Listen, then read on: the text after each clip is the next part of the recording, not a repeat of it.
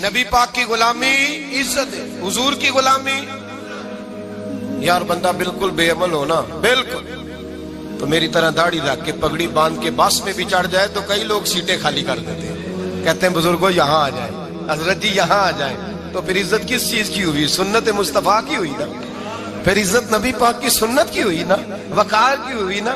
ایک صاحب ایک بچے نے داڑھی رکھ لی تو مجھے آ کے کہنے لگے حضرت جی لوگ بڑے بڑے لقب دینے لگے ہیں۔ میں نے کہا کیا؟ کوئی کہتا ہے حضرت صاحب، کوئی کہتا ہے قاری صاحب، کوئی کہتا ہے حافظ صاحب، کوئی کہتا ہے علامہ صاحب۔ تو میں نے کہا تیری موج نہیں بن گئی؟ 4 سالوں میں حفظ ہوتا ہے، تجھے مفت کا لقب مل گیا ہے۔ درس نظامی 8 سال میں ہوتا ہے، مفت کا علامہ بن گیا ہے، تجھے وقار نہیں دے دیا اللہ تعالیٰ نے؟ عزت میرے اعلیٰ حضرت فرماتے ہیں عزت در رسول پہ ہے، عزت حضور کی۔ اور اعلیٰ حضرت نے ایک بات لکھی ہے بڑی قیمتی، اور میں نا جب کبھی پریشان ہوتا ہوں نا تو میں یہ والی بات کھول کے پڑھتا ہوں اعلیٰ حضرت، یہ بات ڈھارس بندھاتی ہے، ڈھارس توانائی دیتی ہے، پورا مضمون باندھا ہے۔ اعلیٰ حضرت کہتے ہیں بہروپیہ تھا مداری، روپ بدل بدل کے دکھایا کرتا تھا، بادشاہوں سے انعام لیتا تھا۔ ایک دن اورنگزیب عالمگیر کے پاس آ گیا، کہنے لگا میں روپ بدلوں گا، اگر آپ پہچان نہ سکے تو میں انعام لوں گا۔ آپ نے فرمایا میں کوئی ایسے ویسا بادشاہ نہیں، کہا مجھے دھوکہ دینا مشکل ہے، کہا نہیں میں روپ بدلوں گا۔ حضرت اورنگزیب عالمگیر بڑے نیک بادشاہ گزرے، بڑے پرہیزگار آدمی، وہ بے روپیہ کہنے لگا میں روپ بدلوں گا، آپ نہیں پہچان سکیں گے۔ فرمایا چل جتنا تیرے اندر زور ہے لگا لے۔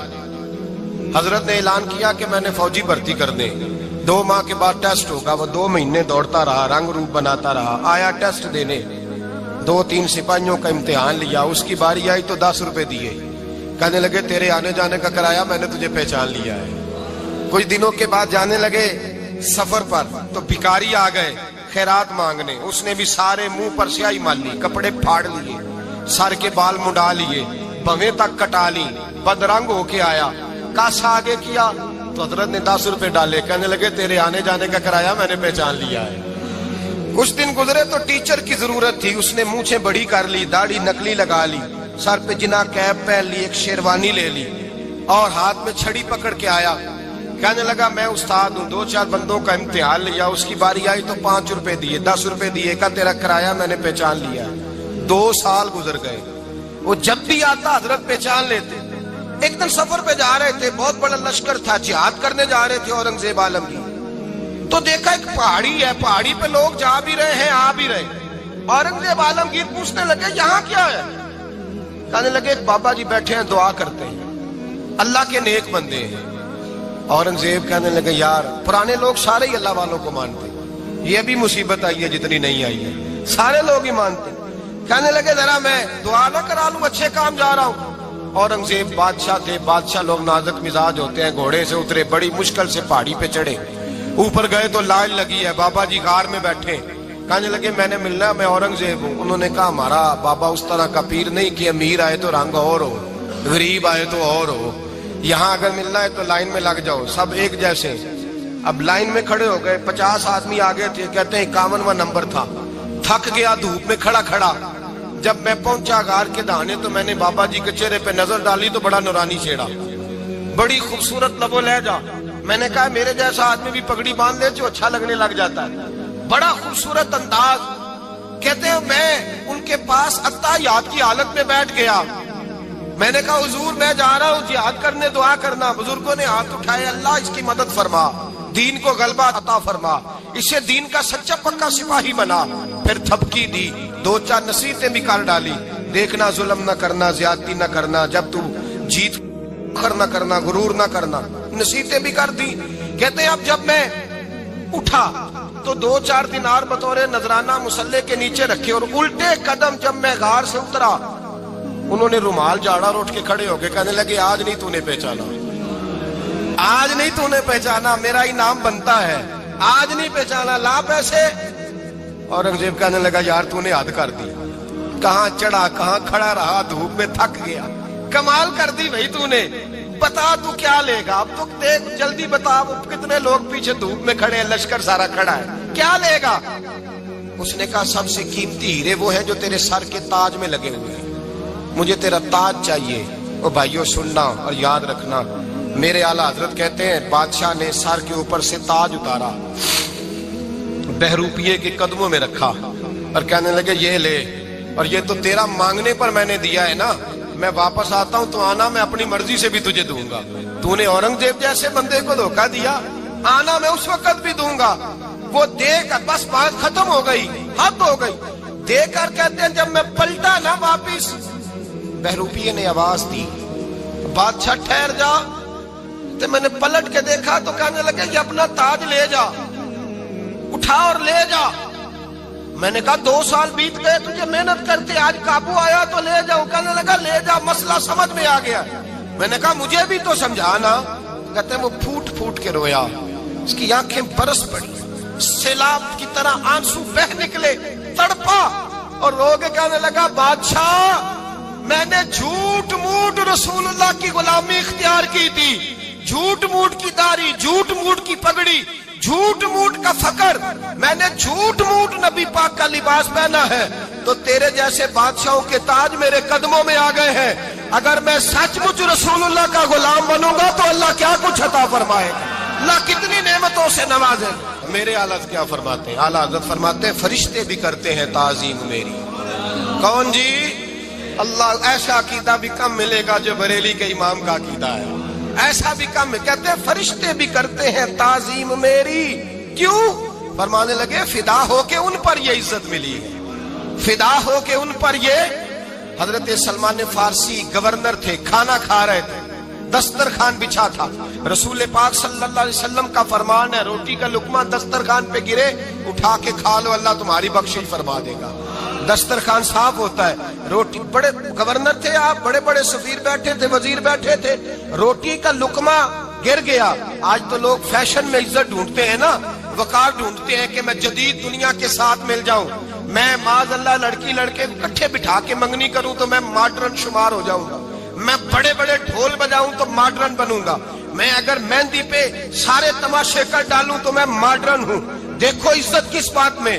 حضرت سلمان فارسی روٹی کھا رہے تھے، سفیر وزیر نہ جانے بڑے بڑے لوگ بیٹھے تھے، کھانا کھاتے کھاتے لقمہ گرا دسترخوان پہ. حضرت سلمان فارسی نے سمیٹا، منہ میں رکھا، پھر انگلی مار کے دسترخوان صاف کیا.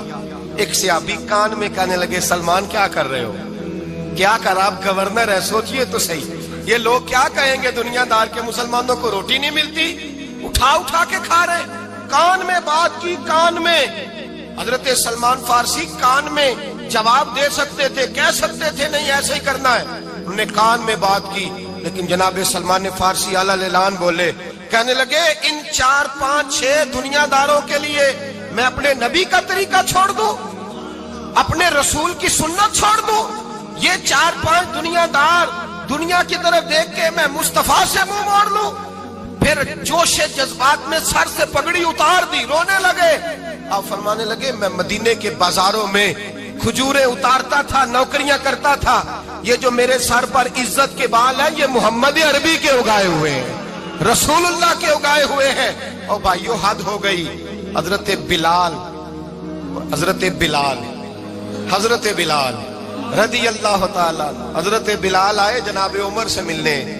کیسر و کسرا بھی آئے تو عمر خاطر میں نہ لائے، پر بلال حبشی دروازے پہ داخل ہوئے تو فاروق اعظم نے کرسی چھوڑ دی، ہاتھ باندھ کے کونے میں کھڑے ہو گئے. کالا رنگ ہے، نام بھی لکھنا نہیں جانتے، زمانے میں تعارف کوئی نہیں. حضرت عمر نے ہاتھ باندھا ہے. لوگ کہنے لگے عمر تو کیسے ہو، کسرا سے نہیں ڈرتا، یہ کون آ رہا ہے جس کے لیے تیرا اتنا استقبال ہے؟ حضرت عمر کہنے لگے چپ کر جاؤ، اس کی بات نہ کرنا، اسے آنے دو، اسے آنے دو، اس کی بات نہ چھیڑنا. حضرت سیدنا بلال آئے، کہنے لگے امیر المومنین کیا کر رہے ہو؟ فرمایا نہیں چپ کر یار. بازو پکڑا، اپنی کرسی پہ بٹھایا. حضرت بلال کہنے لگے حضور میں غلام ہوں، مجھے تو طریقے بھی نہیں آتے ان کرسیوں پہ بیٹھنے کے، میں تو غریب ماں کا بیٹا، غلام باپ کی اولاد، سلیقن، یہ آپ کیا کر رہے ہیں؟ تو حضرت عمر کہنے لگے بلال تھا تو غلام ہی، پر جب سے مصطفیٰ کا غلام بنا ہے تو ہمارا امام بن گیا ہے، اب تو امام ہے رسول اللہ کی امت کا. فرمایا وہ مجھے دن یاد ہے جب مکہ فتح ہوا تھا، بت ٹوٹ گئے تھے، بڑے بڑے سردار تھے، اور میرے نبی نے فرمایا بلال سے کہو کعبے کی چھت پہ چڑھ کے اذان دے. تو لوگوں نے کہا حضور یہ سارے جل گئے ہیں، کسی اور کی ڈیوٹی لگا دے. حضور نے فرمایا چپ کرو. بدر میں مار کھا کے اذان پڑے تو بلال ओहद में पत्थर बरसे अजान पड़े तो बिलाल, तपते सहराओं में पड़े तो बिलाल, हर जगह मार खाए तो बिलाल। और आज अगर अल्लाह ने इज्जत दी है तो मैं लोगों को देख के बिलाल को इज्जत ना दूं? मैं बताना चाहता हूं कि रसूलुल्लाह की गुलामी में इज्जत है। फरमाया कोई ऊपर नहीं चढ़ेगा, अबू बकर भी नीचे, उमर भी नीचे, उस्मान और अली, तलहा और जुबैर भी नीचे। आज शिकार करता हूं, खाता भी हूं, खिलाता भी हूं। जद्दोजहद करें, मेहनत करें, आगे बढ़ें, हिम्मत करें। मेरे रसूल करीम सल्लल्लाहु ताला अलैहि वसल्लम के सहाबी हजरत सैयदना काब रदी अल्लाह ताला अन्हु इरशाद फरमाते हैं कि एक शख्स नबी पाक सल्लल्लाहु अलैहि वसल्लम के सामने से गुजरा, तो सहाबा किराम अलैहिम रिदवान ने उसकी चुस्ती देखकर, बड़ा चुस्त नौजवान था, बड़ा तेज चल रहा था, उसकी चुस्ती देख के सहाबा ने कहा काश इसकी चुस्ती अल्लाह के रास्ते में होती, यानी इबादत में लगा हुआ होता या जिहाद में लगा हुआ होता, काश इसकी चुस्ती अल्लाह के रास्ते में होती। तो नबी पाक सल्लल्लाहु ताला अलैहि वसल्लम ने फरमाया अगर ये अपने छोटे बच्चों की जरूरियात पूरी करने निकला हुआ तो फिर भी ये अल्लाह के रास्ते में ही है। और फरमाया अगर ये शख्स अपने बूढ़े वालिदैन की खिदमत के लिए निकला हुआ है फिर भी अल्लाह ही के रास्ते में है। यानी अगर रिस्क कमा के बच्चों का पेट पालता है फिर भी रब ही का रास्ता है, और अगर ये रिस्क कमा के बूढ़े माँ बाप की खिदमत करता है तो ये रास्ता भी अल्लाह ही का रास्ता है। और नबी पाक सल्लल्लाहु ताला अलैहि वसल्लम ने फरमाया अगर ये अपने आप को सवाल से बचाने के लिए ये काम कर रहा है, यानी मुझे किसी के आगे हाथ ना फैलाना पड़े, तो फिर भी ये अल्लाह ही के रास्ते में है। हाँ, अगर ये रियाकारी के तौर पर, फख्र के तौर पर ये काम कर रहा है तो फिर ये शैतान की राह में। अगर सिर्फ इसलिए माल जमा कर रहा है कि मैं ज़रा लोगों को पता चल जाए बड़ा मालदार हूँ, मेरा बाज़ लोगों के ऊपर ज़हन होता है ना, आगे बढ़ने का शौक़ होता है, बिला वजह चीज़ों को जमा करने का, फ़ख्र बताने का, रियाकारी करने का। फरमाया अगर रियाकारी के इरादे से है तो फिर ये शैतान के रास्ते में है। और अगर ये बूढ़े माँ बाप के लिए रिस्क कमा रहा है, छोटे बच्चों के लिए कमा रहा है, अपने आप को सवाल से बचाने के लिए कमा रहा है, तो फिर ये अल्लाह ही के रास्ते में, फिर ये जिहाद ही कर रहा है, फिर ये इबादत ही में मशगूल है, ये अल्लाह ही के रास्ते में। रसूल करीम सल्लल्लाहु ताला अलैहि वसल्लम ने जो सबक हमें पढ़ाया ना, वो सिर्फ ये है कि रिस्क कमाते वक्त तुम्हारी नीयत का एतबार है, तुम्हारा इरादा क्या था। रिस्क कमाते वक्त इरादा क्या था? बहुत बड़े बंगले बनाने का इरादा था, जायदादें जमा करने का इरादा था, बाद रिश्तेदारों को नीचा दिखाने का इरादा था, बिला वजह डींगे मारने का और ऊंची ऊंची बातें करने का इरादा था, या तुम्हारा इरादा ये था कि हलाल आ जाए ताकि मैं सवाल से बच जाऊं, ताकि मुझे किसी के सामने हाथ न फैलाना पड़े। यह हदीस हमें सही बुखारी में मिलती है। नबी पाक सल्लल्लाहु ताला अलैहि वसल्लम ने फरमाया बेशक माल बड़ा सरसब्ज है और बड़ा मीठा है। फरमाया जिसने अच्छी नीयत के साथ माल हासिल किया ना, बड़ा मीठा है, बड़ा सरसब्ज है, और जिसने अच्छी नीयत के साथ हासिल किया अल्लाह उसे बरकत अता कर देगा। थोड़े पैसों में बरकत हो जाएगी, थोड़े में भी, कई दफ़ा थोड़े पैसे होंगे पर ख़त्म नहीं होंगे, उनमें बरकत हो जाएगी, नीयत अगर ठीक है।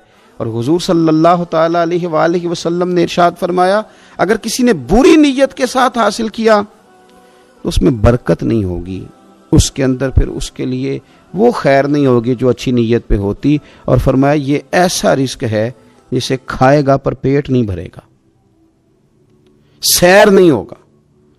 रिस्क इसने खा लिया है, चूंकि नीयत ये थी ना कि तफाखुर के लिए जमा करना, दौलत होनी चाहिए, बंगला होना चाहिए, ओ लोगों को पता चले कि यहाँ भी एक सेठ साहब होते हैं। तो ये नीयत पर डिपेंड करता है कि आपका इरादा रिस्क कमाते क्या है।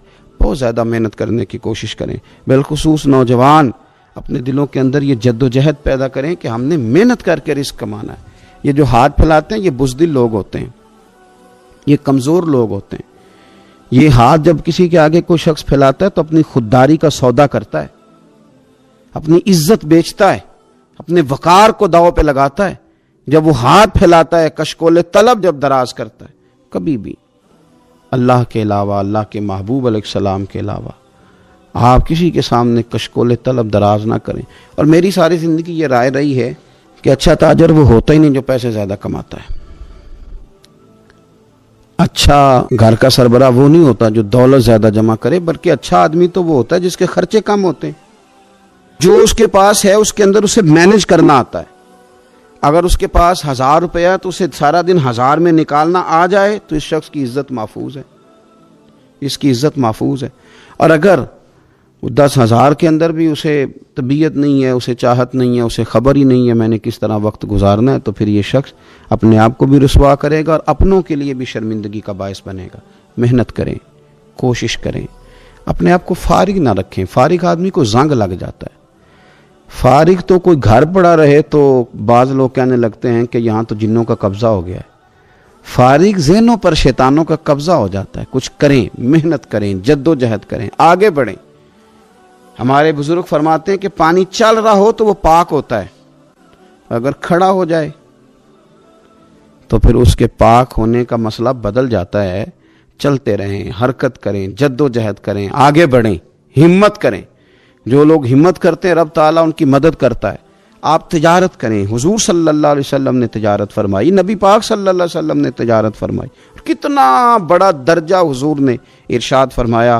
اللہ کے پیارے محبوب صلی اللہ تعالیٰ علیہ وسلم ارشاد فرمانے لگے، یہ حدیث پاک آپ کو ترمذی میں اور دیگر کتابوں میں ملے گی، فرمایا جو تاجر سچا ہوگا نا، تجارت کرے پر سچ بولے، سودا جو ہے وہی بتائے، سچا جو تاجر ہوگا اسے اللہ تبارک و تعالیٰ قیامت کے دن نبیوں، صدیقوں اور شہیدوں کے ساتھ جگہ عطا فرمائے گا۔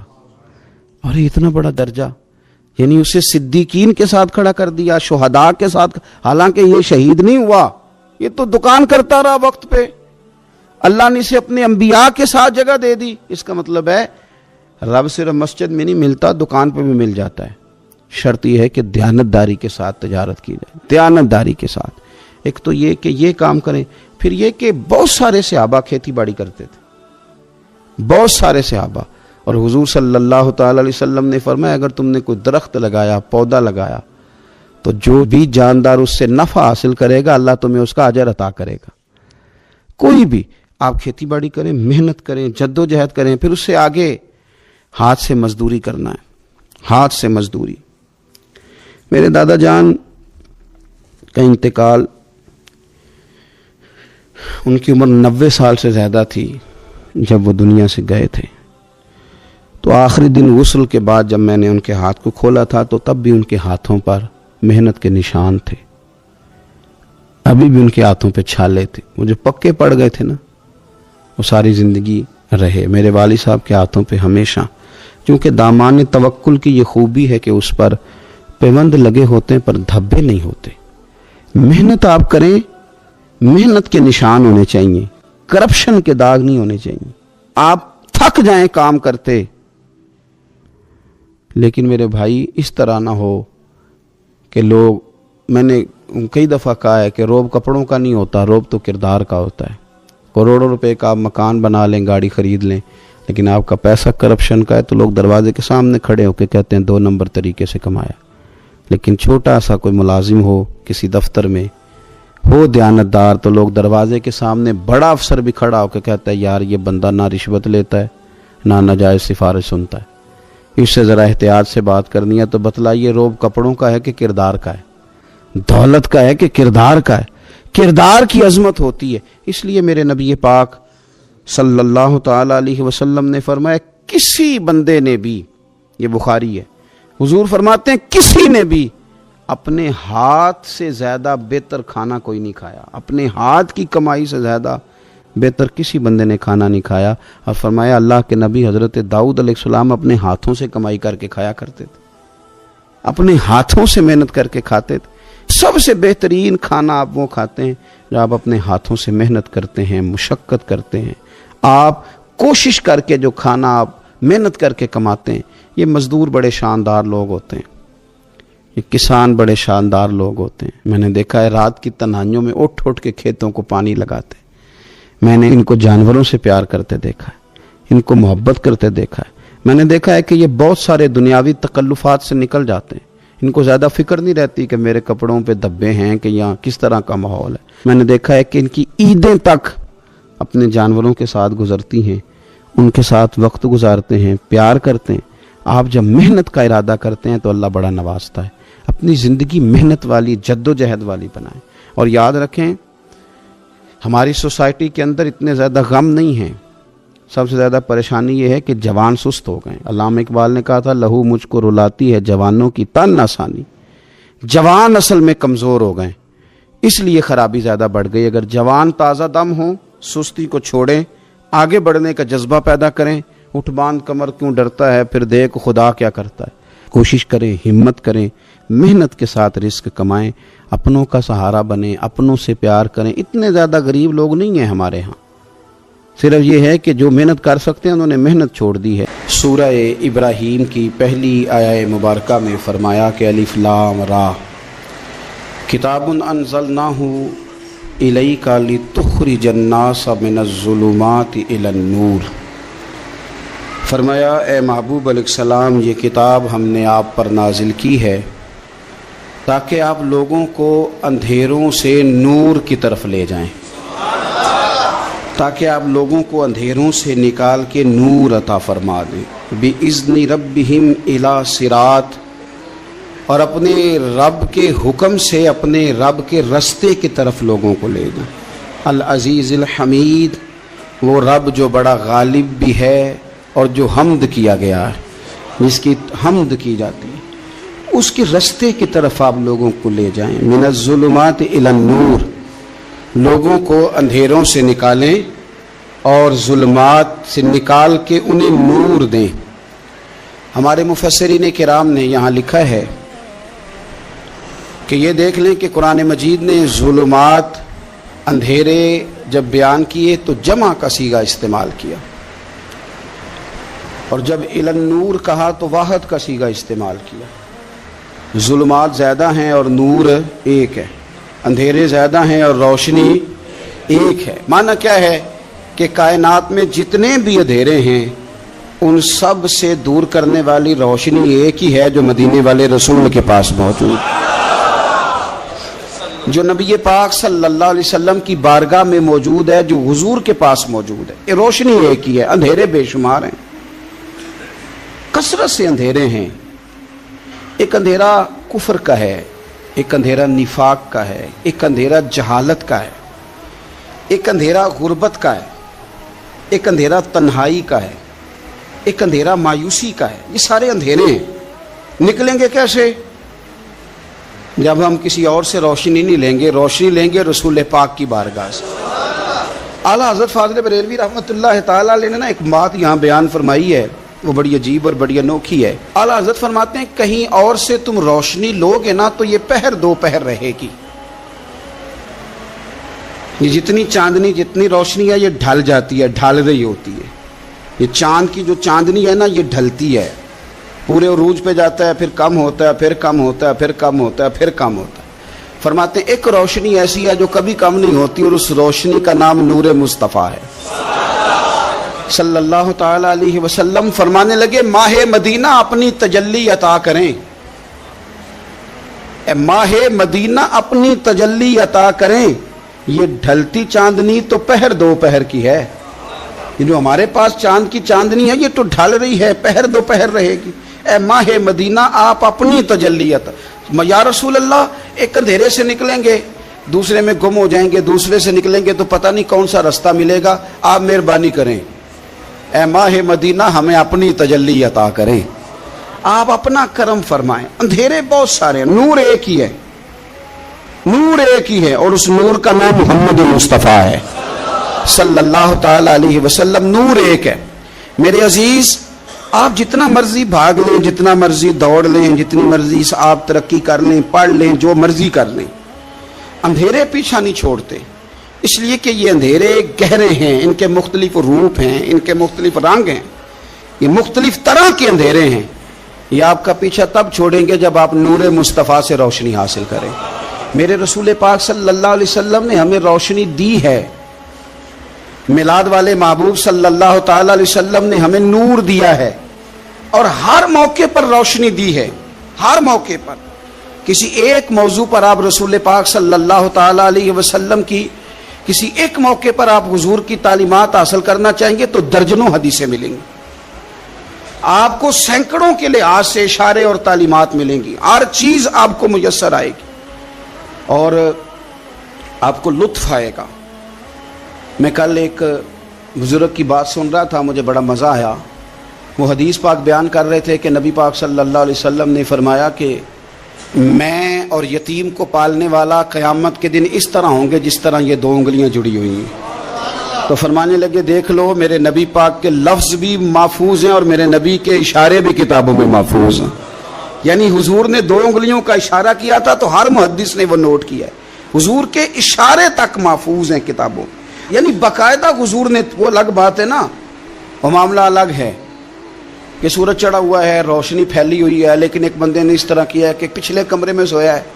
اب چونکہ اس کا سونے کا ارادہ ہے، اسے اندھیرے سے پیار ہے، اس نے لائٹ بھی بند کر دیا ہے، دروازہ بھی بند کر دیا ہے، اور کھڑکی سے تھوڑی سی روشنی آ رہی تھی، اس کے آگے بھی پردہ کر دیا. لوگوں کو کہتا ہے روشنی کوئی نہیں، نور ہی کوئی نہیں، اندھیرا بڑا ہے. تو اسے کہیں گے بے وقوف، تو اپنی کھڑکی تو کھولنا پہلے، تو اپنا پردہ ہٹا، تو یہ دیکھ کہ تو نے خود دروازہ وہ تو آفتاب چمک رہا ہے. وداعیاً الی اللہ بإذنہ وسراجا منیرا، حضور کی نبوت کا آفتاب چمک رہا ہے.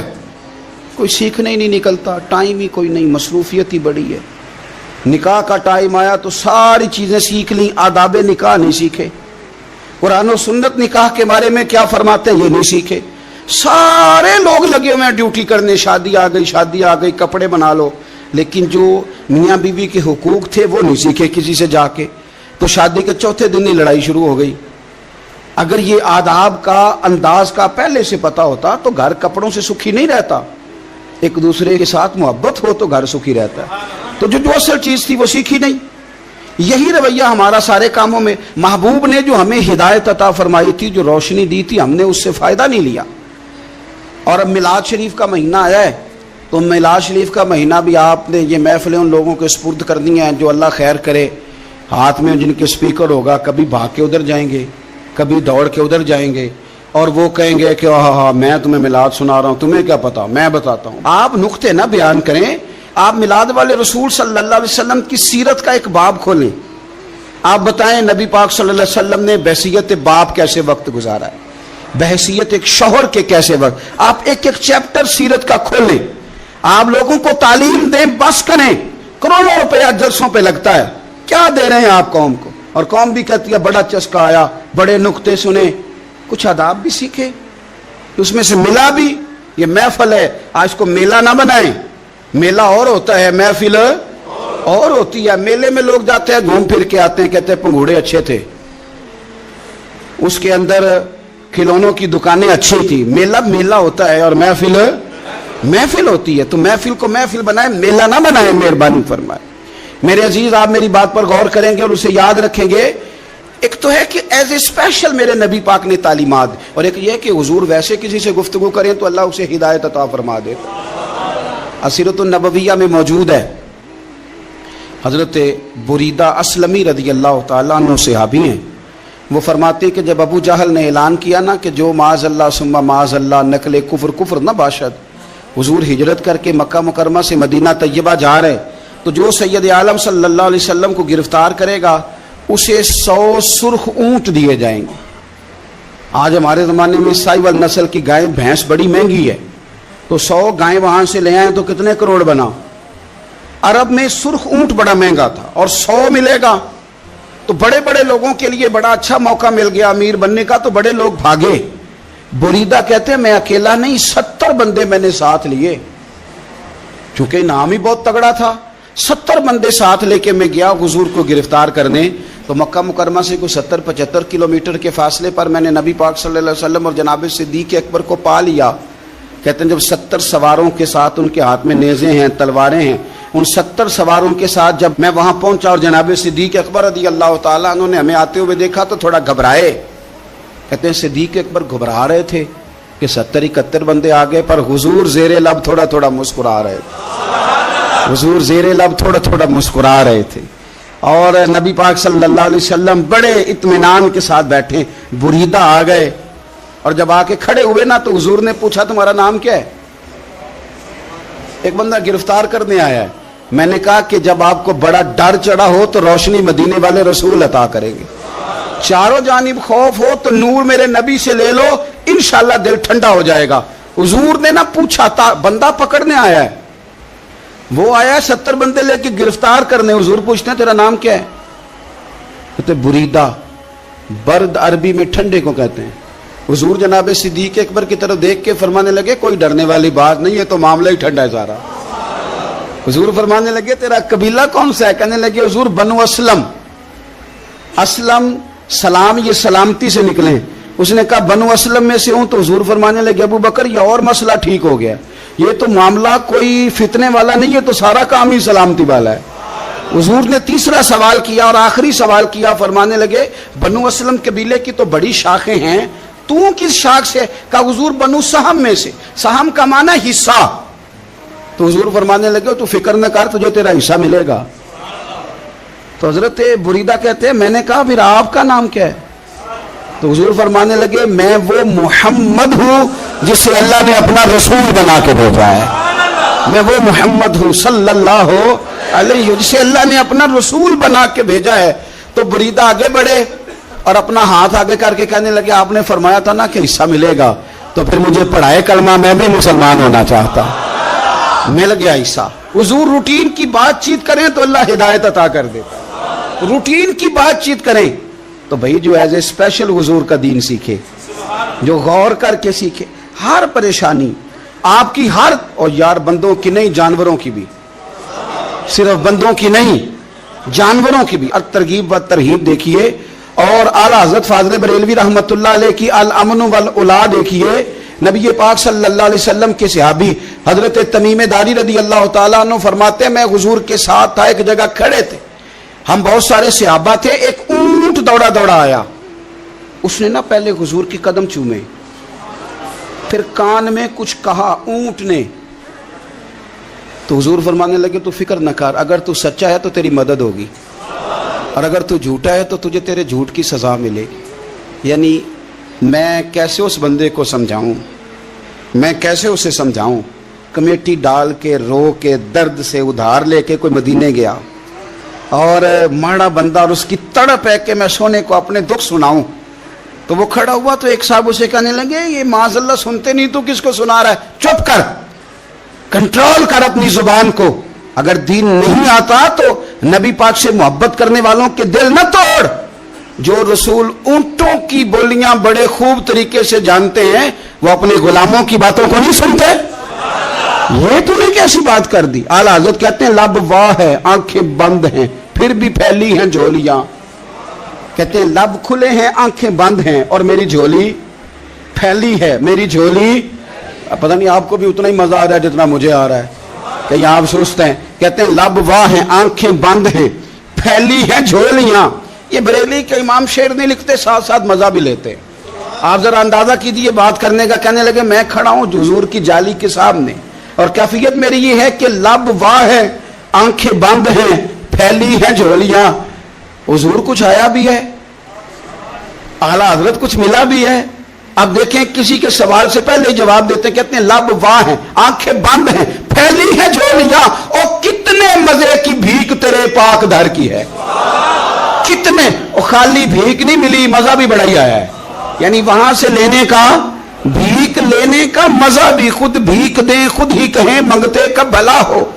یہ تو شعر ہے نا, تھوڑا سا بندہ پڑھا لکھا ہو تو سمجھ میں آتے ہیں. تو دیسی بندے بھی بڑی باتیں, میں نے آپ کو پہلے بھی بتایا تھا, اور وہ بات مجھے بڑا مزہ دیتی ہے. میں پہلی دفعہ حاضر ہوا تو ایک بابا جی کو نا, وہ جن کی وہاں ڈیوٹی ہوتی ہے نا پولیس والے, وہ دھکے دے رہے ہیں, یلا حاجی نکل, اس کو دھکے دے رہے ہیں.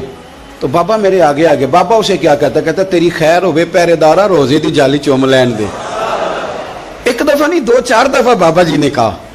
تو کئی دفعہ ہم کسی کو مسئلہ تو بتاتے ہیں, لیکن وہ بندہ تو ذوق میں ہوتا ہے نا, اور وہ جو مسئلہ بتاتا ہے وہ نرالا ہوتا ہے. وہ باہر نکل کے نا, تو میں نے بابا جی سے کہا, میں کہا تسی 10 ساری شعر پڑھے ہیں پنجابی دا, ان کو تو تہاڈی سمجھ لگدی سی, وہ تے عربی ہے. تو بابا جی میرے تھپکی دے کے نا یہاں کندھے پہ, کہندے پتر مینوں بھی پتہ ہے, مینوں بھی پتہ ہے, انہوں نہیں سمجھ لگدی, میں تے اپنا رانجھا پہ راضی کردا سا. مینوں بھی پتہ, تیری خیر ہوئے پہرے دارا, روزے دی جالی. آپ یقین کر لیں کہ جو رانجھا راضی کرنے والے ہیں, ان کی بھی کیا ہی بات ہے.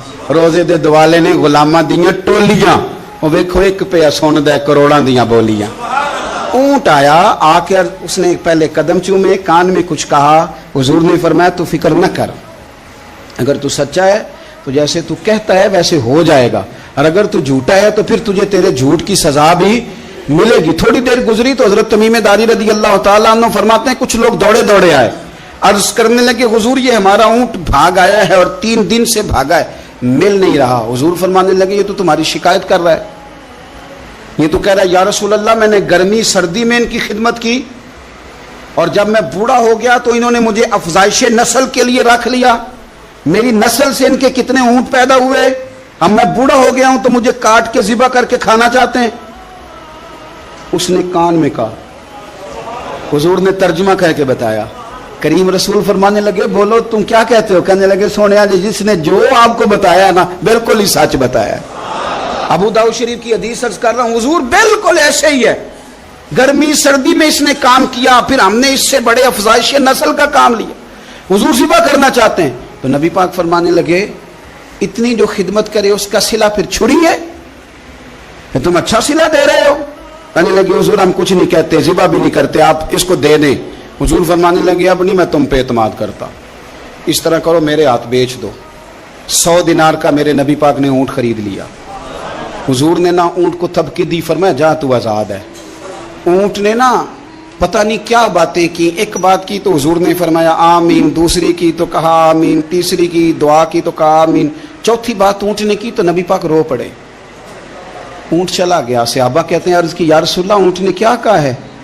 تو حضور فرمانے لگے اس نے پہلی دفعہ یہ کہا ہے کہ یا رسول اللہ اللہ آپ کو میری طرف سے، اسلام کی طرف کے اور قرآن کی طرف سے بہترین صلہ عطا کرے۔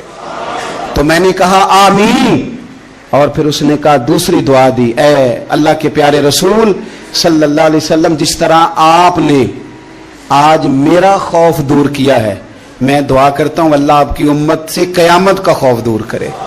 اور میں نے کہا آمین۔ تو نبی پاک صلی اللہ تعالی علیہ وآلہ وسلم فرماتے ہیں پھر اس نے تیسری دعا کی، عرض کی یا رسول اللہ صلی اللہ تعالی علیہ وسلم جس طرح آج آپ نے میرا خون بچایا ہے، سنیا میری دعا ہے رب تیری امت کا خون محفوظ کرے۔ تو میں نے کہا آمین۔ حضور فرماتے ہیں پھر اس نے چوتھی دعا کی، یا رسول اللہ میری دعا ہے آپ کی امت لڑے نہ، جنگ و جدال نہ کرے، آپس میں گلے نہ کاٹے۔ تو حضور فرماتے ہیں میں نے آمین بھی کہا اور میں رو بھی پڑا، اس لیے کہ یہ دعا میں نے اپنے رب کریم سے مانگی تھی کہ اے اللہ میرے امتی لڑے نہیں، آپس میں لڑے نہیں۔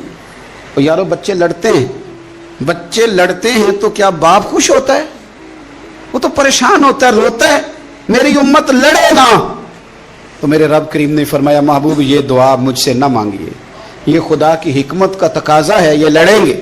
تو نبی پاک صلی اللہ علیہ وسلم فرماتے ہیں جب لڑائی کی بات کی تو میں نے پھر اس وقت میں آبدیدہ ہو گیا، میں رو پڑا، یہ نازک مسئلہ ہے، تکلیف والا ہے کہ یہ لڑیں گے، کچھ لوگ فرقے بنا لیں گے، الگ عقیدے گھڑ لیں گے اور سچے سچے مسلمانوں سے لڑیں گے۔ میرے بھائی یاد رکھ لیں کہ رسول پاک تو جانور اندھیرے میں ڈوب جائے تو نکال دیتے ہیں، تو امتی کیوں کہیں اور روشنی تلاش کرتا پھرتا ہے؟ وہ روز کہے کہ ماہ مدینہ اپنی تجلی عطا کرے۔ یہ ڈھلتی چاندنی تو پہر دو پہر کی ہے، میرے رسول پاک صلی اللہ علیہ وسلم ہر ایک کا خوف دور کرتے، ہر ایک کی پریشانی دور کرتے، ہر ایک کو حضور نوازتے، ہر ایک پر کرم نوازی۔ حضرت مولا علی شیر خدا رضی اللہ تعالیٰ عنہ ارشاد فرماتے ہیں کہ ایک عرابی نبی پاک صلی اللہ علیہ وسلم کی بارگاہ میں آیا اور اس نے بار بار سوال کیا، بار بار حضور سے سوال کرنے لگا۔ سرکار کی عادت تھی کہ جب آپ کی طبیعت مبارک، مزاج مبارک بڑا ٹھنڈا ہوتا تھا تو آپ سوالوں کے جواب دیتے، اور جب کوئی سوال کا جواب نہ دینا چاہتے تو خاموش ہو جاتے، لیکن اس نے بار بار اصرار کیا نا۔ یہ مجموع الزوائد میں حدیث موجود ہے، راوی ہے مولا علی شیر خدا۔ دیکھیں حضور کا نور دینے کا شوق کتنا ہے۔ نبی پاک صلی اللہ تعالی علیہ وسلم سے جب اس اعرابی نے بار بار سوال کیا نا تو پھر حضور خود فرمانے لگے چل پھر مانگ تو کیا مانگتا ہے۔ مولا علی فرماتے ہمیں بڑا رشک آیا، ہمیں بڑا ناز آیا، ہم نے کہا کیا بات ہے؟ حضور نے فرمایا مانگ کیا مانگتا ہے؟ اب یہ نبی پاک سے جنت مانگے گا اور دنیا میں بیٹھے بیٹھے اپنے لیے جنت کی ٹکٹ بک کرا لے گا، اپنے لیے یہ جنت کے اندر بہترین محل اپنے لیے الاٹ کرا لے گا۔ لیکن بڑا ہی بولا تھا، میں کیا کروں، آج بھی اس طرح کے بھولے بے شمار ہیں۔ عقیدت سے جاتے ہیں، کامل شیخ کے پاس جاتے ہیں، مانگتے کیا ہیں جا کے؟ دنیا کی دولت، یعنی کاروبار نہیں چلتا۔ یہ تو بات کسی سیٹ سے بھی کر لیتے تو اچھے کاروبار کا مشورہ دے دیتے۔ تم کسی درویش کے پاس گئے تھے تو اس سے مصطفیٰ کی نظر کرم مانگنی تھی، اس سے اللہ کی رحمت کا سوال کرنا تھا، اس سے کہنا تھا کہ ایک خیر کی نظر ڈالیں، انظرنا، یہ کہنا چاہیے تھا۔ یہاں کیا انداز ہے، عام دام برسرے مطلب۔ مولا علی شیر خدا فرماتے ہیں ہمارا خیال تھا جنت مانگے گا، پر بڑا بھولا آدمی تھا، کہنے لگا یا رسول اللہ صلی اللہ علیہ وسلم میں نے سفر کرنا ہے، مجھے سواری کے لیے ایک اونٹ دے دیں۔ تو حضرت علی فرماتے ہیں ہمیں اس نے سوال تو کیا پر جو ہماری طبیعت تھی اس مطابق اس نے نہیں کیا، یعنی جس طرح کا دروازہ تھا اس طرح کی بھیک نہیں مانگی۔ اس نے اونٹ مانگا، حضور نے فرمایا چل دیا تجھے، گویا حضور نہ اندھیرے دور کرنا چاہ رہے ہیں اس کے، فرمایا چل اونٹ دے دیا، اب تو کچھ اور بھی مانگ لے۔ حضرت علی کہنے لگے لو بڑے نصیب والا، ایک چانس اور ملا ہے۔ تو کہنے لگا حضور اس طرح کریں جو اونٹ پر کجاوا باندھا جاتا ہے وہ بھی دے دے۔ تو حضرت علی شیر خدا فرمانے لگے ہم نے کہا تیرا اللہ بھلا کرے، تو کہاں اڑ گیا ہے۔ حضور نے نا مسکرا کے ایک تیسرا موقع دیا، فرمایا چل تجھے کجاوا بھی دیا، کچھ اور مانگ لے۔ کہنے لگا حضور سفر بڑا لمبا ہے، آنے جانے کا خرچہ بھی دے دے۔ تو سرکار دو عالم صلی اللہ علیہ وسلم مسکرائے، فرمایا جا تجھے دیا۔ پھر حضور نے ایک مثال بیان کی اور فرمایا تجھ سے تو بنی اسرائیل کی وہ بوڑھی ہی اچھی تھی۔ یا رسول اللہ کون سی؟ فرمایا حضرت موسیٰ علیہ السلام جب اپنے وطن سے ہجرت کر رہے تھے، گھوڑوں پر بیٹھے، اونٹوں پر بیٹھے، لیکن اونٹ گھوڑے جاتے نہیں تھے، واپس لوٹتے تھے۔ تو حضرت موسیٰ علیہ السلام نے عرض کی اللہ یہ جاتے کیوں نہیں؟ تو رب کریم نے فرمایا اس لیے نہیں جاتے کہ جہاں سے آپ ہجرت کر رہے ہیں نا وہاں ایک جگہ پہ حضرت یوسف علیہ السلام کا تابوت دفن ہے، جناب یوسف علیہ السلام کی قبر مبارک ہے، آپ وہ تابوت بھی نکال کے ساتھ لے جائیں۔ یہ اگر رب نے بتا دیا تو اللہ یہ بھی تو بتا سکتا ہے نا کہ قبر کہاں ہے۔ یہ بتا دیا تابوت کہاں، یہ نہیں بتایا، تابوت لے جائیں یہ نہیں بتایا کہاں ہے۔ یہ حضرت موسیٰ علیہ السلام آپ خود تلاش کریں گے تو حضرت موسیٰ علیہ السلام نے بنی اسرائیل کے لوگوں سے پوچھا کہ وہ کہاں ہے تابوت حضرت یوسف کا، تو وہ کہنے لگے ہمیں تو نہیں پتہ، ایک بوڑھی اماں ہے پرانی اسے پتہ ہے۔ حضرت موسیٰ علیہ السلام اس بوڑھی سے ملے تو فرمایا بتا دے کہ وہ تابوت کہاں ہے، حضرت یوسف کی قبر کہاں ہے۔ آج لوگ کہتے ہیں مزاروں پہ نہیں جانا چاہیے، تو پڑھو نا یہ حدیث کھول کے، نبی پاک صلی اللہ تعالی علیہ وآلہ وسلم فرماتے ہیں کہ دیکھو قبر کا رستہ، مزار کا رستہ بتانے کا وہ عورت قیمت مانگ رہی ہے۔ حضرت موسیٰ کی ملاقات ہوئی تو آپ نے فرمایا مت میں پتہ ہے جناب یوسف کا مزار کہاں ہے، قبر کہاں ہے؟ کہنے لگی پتہ ہے۔ تو آپ نے فرمایا بتا دے۔ کہنے لگی مفت کیسے بتا دوں،